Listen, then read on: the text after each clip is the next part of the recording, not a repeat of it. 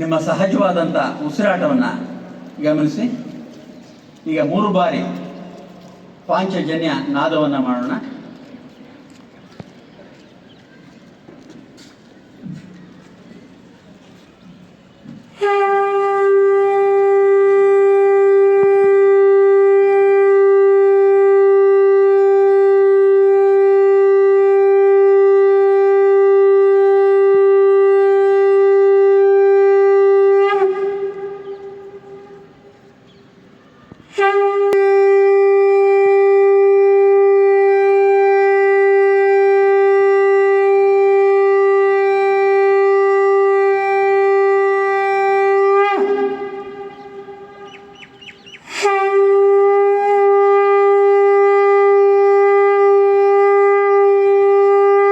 ಮಹರ್ಷಿ ಪತಂಜಲಿಯನ್ನು ನೆನೆಸುವಂಥ ಒಂದು ಪ್ರಾರ್ಥನೆಯನ್ನು ಹೇಳೋಣ.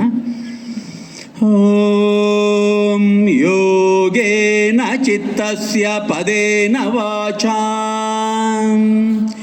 ಓಂ ಯೋಗೇನ ಚಿತ್ತಸ್ಯ ಪದೇನ ವಾಚಾ, ಮಲಂ ಶರೀರಸ್ಯ ಚ ವೈದ್ಯಕೇನ. ಎಲ್ಲ ಹಿರಿಯರೇ, ಮಹನೀಯರೇ, ಮಹಿಳೆಯರೇ, ನಮ್ಮ ಎಲ್ಲ ವಿದ್ಯಾರ್ಥಿಗಳೇ, ಇವತ್ತು ಮಾಧ್ಯಮದ ಎಲ್ಲ ಸದಸ್ಯರೇ, ನಮ್ಮ ಪೊಲೀಸ್ ಇಲಾಖೆಯ ಸಿಬ್ಬಂದಿಗಳೇ, ಎಲ್ಲರಿಗೂ ಗೊತ್ತಿರೋ ಹಾಗೆ ಕಳೆದ 10 ವರ್ಷದಲ್ಲಿ ನಾವು ಜೂನ್ 21ನೇ ತಾರೀಕು ನಮ್ಮ ಯೋಗ ಏನು ಪಾರಂಪರೆ ಇದೆ, ಆ ಪದ್ಧತಿಯ ಸಂಸ್ಕೃತಿ, ಭಾರತದ ಒಂದು ಪ್ರಾಚೀನ ಪಾರಂಪರೆಯಲ್ಲಿ ಭಾಳ ಒಂದು ಮಹತ್ವವಾದ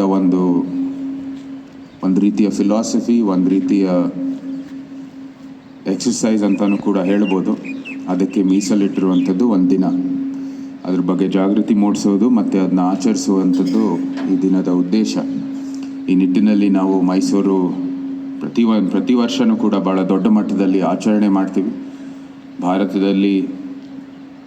ಇಡೀ ಭಾರತದಲ್ಲಿ ಆಧುನಿಕ ಕಾಲದ ಯೋಗ ಮೈಸೂರಲ್ಲೇ ಸೃಷ್ಟಿಯಾಯಿತು ಅಂತ ಹೇಳಿದ್ರೆ ತಪ್ಪಾಗಲ್ಲ. ಕಾರಣ, ಅಂದಿನ ಕಾಲದಲ್ಲಿ ತಮ್ಮ ಶ್ರೀ ತತ್ವನಿಧಿಯಲ್ಲಿ ಸುಮಾರು 108 ಆಸನಗಳನ್ನು ದಾಖಲೆ ಮಾಡಿ ಉಮ್ಮಡಿ ಕೃಷ್ಣಾಜೊಡೆಯರ್ ಕಾಲದಲ್ಲಿ ಈ ಯೋಗಾಭ್ಯಾಸ ಮೈಸೂರಲ್ಲಿ ಶುರುವಾಯಿತು. ನಂತರ ಅವರು ನಾಲ್ವಡಿ ಅವ್ರ ಕಾಲದಲ್ಲಿ ಅವರು BHUವಿನ ಒಂದು ಕುಲಪತಿ ಆಗಿರೋ ಸಂದರ್ಭದಲ್ಲಿ ಅವರು ಒಬ್ಬರ ಯೋಗ ತಜ್ಞರಿಗೆ ಭೇಟಿ ಆಗ್ತಾರೆ. ಅವರ ಹೆಸರು ಶ್ರೀ ಟಿ ಕೃಷ್ಣಮಾಚಾರ್ಯರ ಜೊತೆ ಭೇಟಿ ಆಗ್ತಾರೆ BHUವಲ್ಲಿ.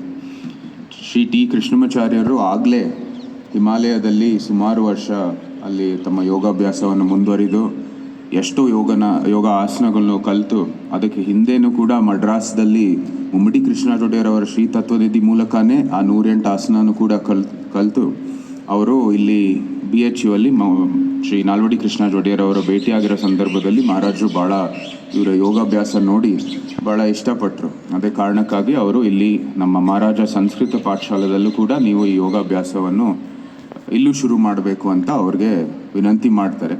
ಅವರು BHU ಬಿಟ್ಟು ಇಲ್ಲಿ ಮೈಸೂರಿಗೆ ಬಂದು ಮಹಾರಾಜ ಸಂಸ್ಕೃತ ಪಾಠಶಾಲೆಯಲ್ಲಿ ತಮ್ಮ ಯೋಗಾಭ್ಯಾಸವನ್ನು ಶುರು ಮಾಡ್ತಾರೆ.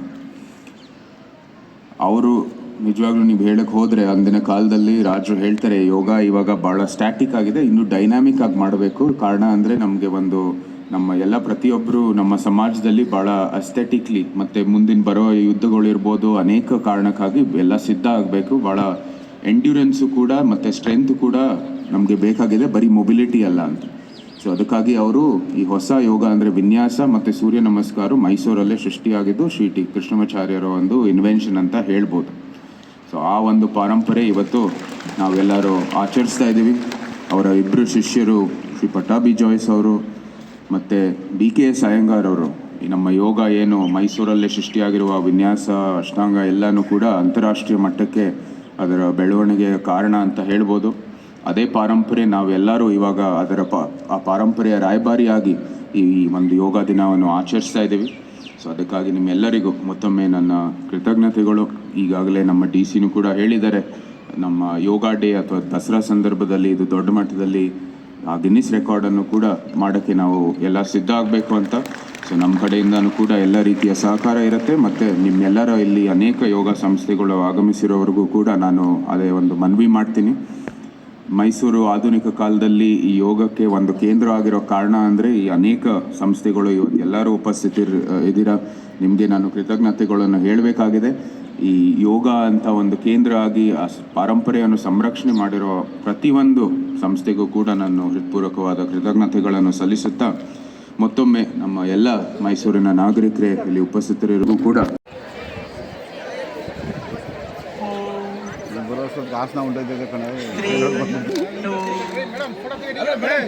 ಬನ್ನಿ ಬಂದಿದ್ದೀರಾ? ಬನ್ನಿ ಪ್ರಸಿ ಕೆಲಸ ಮಾಡಿ.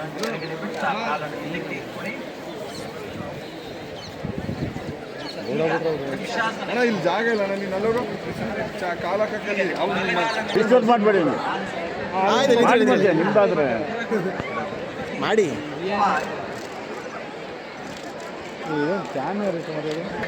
ಮೇಲಕ್ಕೆ ಚಾಚಿ ಹಸ್ತಗಳು ಒಂದಕ್ಕೊಂದು ಸೇರಿರಲಿ, ದೃಷ್ಟಿ ಸುಮ್ಮನೆ ಇರಲಿ, ದೇಹ ದೃಢವಾಗಿರಲಿ.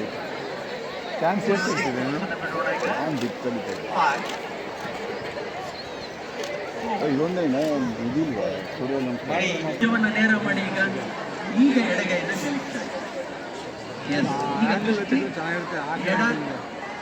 ಬೆರಳಿನ ತುದಿ ಈಗ ಇರಲಿ.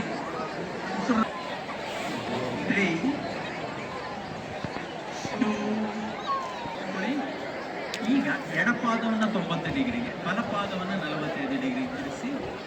ಈಗ ನಿಮ್ಮ ಎಡಗೈನ ಮೇಲೆತ್ತಿ ಉಸಿರನ್ನ ತೆಗೆದುಕೊಳ್ಳಿ. Raise the left arm up. ಈಗ ಉಸಿರನ್ನ ಬಿಡ್ತಾ ನಿಧಾನ ಎಡಪಕ್ಕಕ್ಕೆ ಬಾಗಿ. Right bend bend and bend. ಹೊಡೆದ ಬಿಟ್ಟು ಬೆರಳನ್ನು ಇಟ್ಕೊಳ್ಳಿ ಸಾಧ್ಯ ಆದರೆ. ಈಗ ಭುಜವನ್ನು ಮೇಲೆ ತಿರುಗಿಸಿ ಬಲಗೈನ ಮೇಲೆ ಚಾಚಿ. ಈಗ ಸ್ಕ್ವಾಟ್ ಪೊಸಿಷನ್ ಬನ್ನಿ. ಚೇರ್ ಮೇಲೆ ಕೂತ್ಕೊಳ್ತಿಲ್ಲ ಆ ಸ್ಥಿತಿಗೆ ಬನ್ನಿ. ನಿಮ್ಮ ಕಾಲುಗಳು ಬಲಗೊಳ್ಳುತ್ತೆ. ನಿಮ್ಮ ಕಾಫ್ ಮಸಲ್ ಅಂದ್ರೆ ಕೆಳಭಾಗದಲ್ಲಿರುವಂಥ ಮಲಿನ ರಕ್ತ ಹೃದಯಕ್ಕೆ ಬರಲಿಕ್ಕೆ ಸಹಕಾರಿ. Exhale, friend. Inhale, left. Exhale, friend. Inhale, right. Exhale, friend. Inhale, left. Exhale, friend. Inhale, right. Exhale, friend. Relax. ಕುತ್ತಿಗೆಯ ಭ್ರಮಣ. ಕುತ್ತಿಗೆಯನ್ನು ವೃತ್ತಾಕಾರವಾಗಿ ತಿರುಗಿಸುವುದು. ನಿಧಾನವಾಗಿ ವೃತ್ತಾನ ಬಿಡುತ್ತಾ ಹಿಂದೆಯಿಂದ ಮುಂದೆ ತರೋಣ. Inhale back, exhale front. Inhale back, exhale front. Inhale back, exhale front. ಅಪಸವ್ಯ. ವಿರುದ್ಧ ದಿಕ್ಕಿನಲ್ಲಿ ಕುತ್ತಿಗೆಯನ್ನು ಸುತ್ತಿಸೋಣ. ನಿಧಾನವಾಗಿ ಉಸಿರು ತಗೊಳ್ತಾ ಹಿಂದೆ, ಉಸಿರನ್ನ ಹೊರ ಹಾಕ್ತಾ ಮುಂದೆ. Inhale back, exhale front. Inhale down. Inhale up. Exhale back, exhale front. ಅಪಸವ್ಯ. ವಿರುದ್ಧ ದಿಕ್ಕಿನಲ್ಲಿ ತಿರುಗಿಸೋಣ. Aunty clock wise. ನಿಧಾನ ಉಸಿರು ತಗೊಳ್ತಾ ಹಿಂದೆ, ಉಸಿರನ್ನ ಹೊರ ಹಾಕ್ತಾ ಮುಂದೆ. Breathe in back, breathe out front. Breathe in back, breathe out front. ಉಸಿರು ಬಿಡ್ತಾ ಮುಂದೆ. Breathe in right, breathe out front. Breathe in left, breathe out friend. Breathe in right. Breathe out friend. Breathe in right. Breathe out friend. Breathe in right. Breathe out friend. Breathe in left. Breathe out right. Relax. ಕೈಗಳನ್ನು ಕೆಳಗೆ ಇಳಿಸೋಣ. Breathe out up, breathing down, breathe out up. ಬೆನ್ನೆಲುಬು ಹಿಗ್ಗಿ ಸ್ಥಿತಿಸ್ಥಾಪಕತ್ವವನ್ನು ಹೊಂದುತ್ತೆ. ಹಾಗೆ ಪರ್ವತದಂತೆ ಅಚಲವಾಗಿ ನಿಲ್ಲುವಂಥ ಅಭ್ಯಾಸ ಆಗ್ತಾ ಹೋಗುತ್ತೆ. ನಿಧಾನವಾಗಿ ಇಳಿಸ್ಕೊಳ್ಳೋಣ ಪಾದಗಳನ್ನು. ಹಸ್ತಗಳನ್ನು ಅಲ್ಲೇ ಬಿಡಿಸ್ಕೊಂಡು ಪಕ್ಕದಿಂದ ಸ್ಥಿತಿ. ಸ್ಥಿತಿಯಲ್ಲಿ 3ರಿಂದ 5 ಬಾರಿ ಉಸಿರಾಟ. 5, 4, 3, 2, 1. ನಿಧಾನವಾಗಿ ಹಸ್ತಗಳನ್ನು ಪಕ್ಕದಿಂದ ಇಳಿಸ್ತಾ ಬರೋಣ. ಪಾದವನ್ನು ಹಿಡಿಸ್ಕೊಂಡು ಸಹಜ ಸ್ಥಿತಿಯಲ್ಲಿ ಬೆಂಡ್ ಬೆಂಡ್ ಬೆಂಡ್.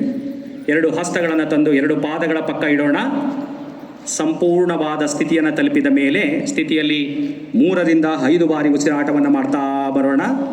ಈ ಆಸನವನ್ನು ಮಾಡೋದ್ರಿಂದ ತಲೆನೋವು ನಿವಾರಣೆ ಆಗುತ್ತೆ. ನಿದ್ರಾಹೀನತೆ, ರಕ್ತದೊತ್ತಡ, ಹೊಟ್ಟೆಯಲ್ಲಿ ಅಸ್ವಸ್ಥತೆ, ಅಕ್ಕಂದಿರು ಮುಟ್ಟಿನ ಸಮಸ್ಯೆ ಇರುವವರಿಗೆ ಆ ಸಮಸ್ಯೆಯಿಂದ ನಿವಾರಣೆ ಆಗ್ತಾ ಬರ್ತದೆ.